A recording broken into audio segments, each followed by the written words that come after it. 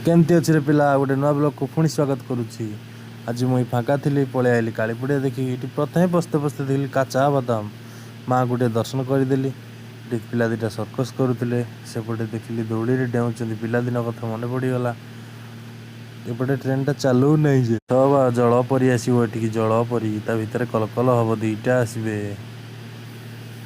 भारी सारी गेट कती पलैली टी मो मुह देखीदेली चंदन लगे बोली सुंदर देखा जाउची। 20 टंकार बैटेरी गाड़ी मिल जाउची।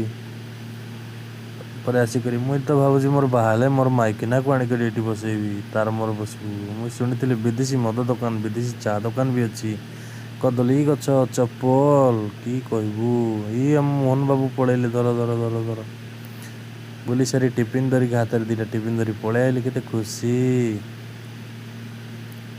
चलली। ए कि करचु काई मोर गाल को हाथ मारचु मोर स्वामी की तते भी हाथ मारी तू आ ना ये आए रह मुई जाऊँची रह तु कि करुचु मोर फैमिली की देखा ना रह ना मुई कामुड़े नहीं रह आस ना ये आ मत घस ना मत आँची दे बास जापी पुड़ आइली हरी ये गोटे बर्गर नहीं आलु पिला नंबर प्लेट भांगी ये कि कहब मोर 1000 चका आनिक लगे जे।